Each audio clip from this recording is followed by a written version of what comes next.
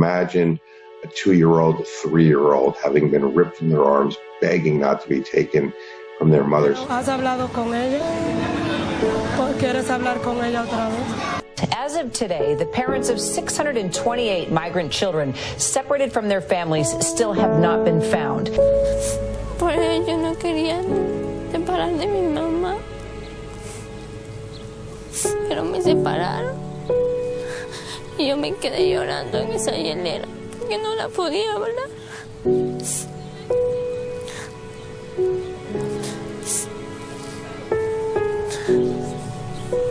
Some under 1 year old, some were 6 months old. This is the worst thing that I have seen in my nearly 30 years at the ACLU doing this work.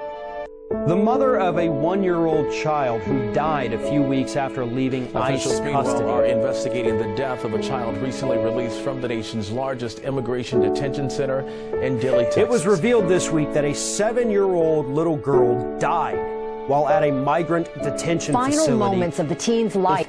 It's video Border Patrol had blacked out in its release earlier this year. Border Patrol officials took him to a quarantine facility where he was put into a cell with concrete slabs and foil sheets. In the disturbing new video released by ProPublica, you see Vasquez, who is from Guatemala, obviously suffering. He writhes in pain on the concrete, then crashes to the floor where he lays for several minutes before finally mustering the strength to shuffle to the toilet where he collapses. The Trump administration is saying you have two choices. One is to remain permanently separated from your child. The other is to bring your child back to the very life-threatening danger they fled in the first place. When we learned that many of the parents had been deported without their children, we said, well, the government needs to find these families. The administration said, we don't even think they should be part of this lawsuit. They've been deported, they're gone. The Trump administration then said, well, if you want them to be part of the case, we're not going to try and find them. And so that's when I stood up in court and I said, we will find them. When we asked for a list of the names that were later revealed as not having been disclosed to us, the administration shockingly said, well, we'll need 2 years to give you that list of names. Not to find the families, just to give us the list of names. The judge could not believe it and said, well, why do you need 2 years just to give the ACLU the list of names? And the government candidly admitted we just didn't keep track of them. We'll have to recreate manually where all these children are and where the parents are. It was just a shocking admission. And so we got groups and law firms, and we've been searching for the parents who were deported without their children. Of the initial group we first learned about back in 2018, we have found all of them. But the later group that the administration hid from us, we're still searching for them. When we filed the lawsuit, we expected there to be 1 or 2 hearings. And I don't think anybody could have imagined what it turned into. When the final tally landed on Lee's desk, there were 1,556 names. This kid has been sent to Tennessee? Yep, to Memphis. Now, looking back, we were naive not to continually say to the government, are there more kids? Are there more kids? Because they told us about the 2,800, and we're never going to tell us about these 1,500 more. The Trump administration was withholding information and data that could have helped these families get reunited much sooner. Well, you say the Trump administration has been withholding this new contact information. What evidence do you have that they were holding on to it, and what made them turn it over now?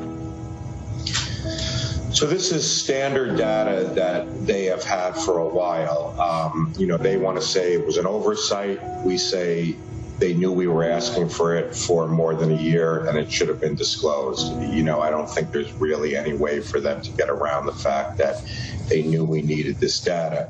What I think motivated them to come forward now was truthfully the global outcry after people found out in this country and all over the world that we still hadn't found the parents of more than 600 families to a point where it reached the presidential stage, the presidential debate stage, and they came forward and said, oh, would it be helpful for you guys to have more data? And of course we said, yes, that's what we've been asking for more than a year. Because the data we had was largely useless for many, many families.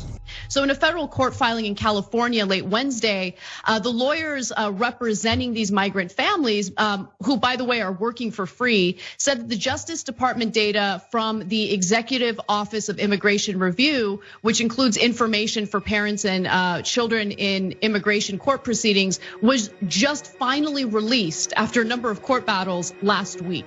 So among other things, the information includes phone numbers that had not previously been known, the lawyers said in this filing. So understand that there was critical information that the White House was simply, that the administration was simply holding on to and refusing to release that could have helped these lawyers reunite these kids with their parents. The deputy director for the ACLU Immigrants' Rights Project says that this measure is obviously a delayed approach. Here's a statement from Lee Gellert, who says, "We have been repeatedly asking the Trump administration for any additional data they might have to help locate the families and are only getting these new phone numbers and addresses. Everyone's been asking whether the Trump administration has been helping to find these families. Not only have they not been helping, but they've been withholding this data forever." How unbelievably disgusting is that? And by the way, the parents of 666 migrant children had yet to be found by these lawyers. I mean, I'm not naive enough to think that the Trump administration wouldn't do something as hideous as this. But the fact that they held on to this information that could have put these families in touch with one another for so long, as all these negative stories were coming out, it really shows you how unbelievably cruel they are. And the individual stories are brutal. Father told us about his 7-year-old boy. He just said, "I know you're going to take them away, but give me 60 seconds just to brace him for what's going to happen." They didn't give him those 60 seconds, and they just screamed, "We're taking you now." And the little boy is begging his father to tell him what's going on, what's happening. It was just on a human scale, just absolutely horrible. But the truth is that the administration separated these families, deported them without their children. Many of them are in hiding. And so there's going to be a lot of hard work ahead, especially given COVID, door to door searching for these families. There's no silver bullet, but we intend to find every family. Thousands of migrant children were separated from their families by the Trump administration and put in detention centers. The Trump administration kept the kids here and deported their parents. The ACLU continues to work to unite the children with their families. Here is some of their work.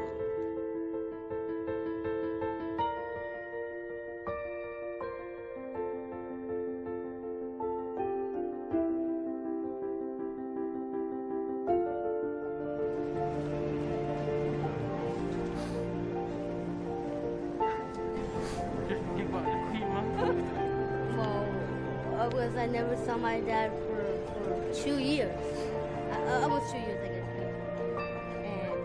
And now I get to see him.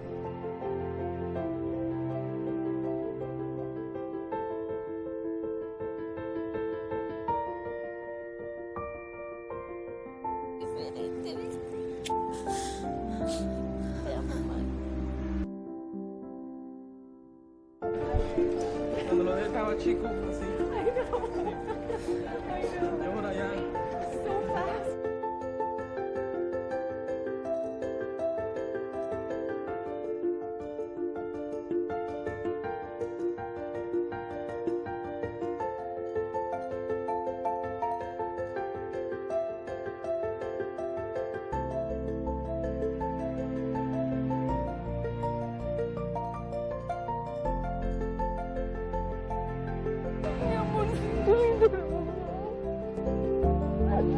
Oh,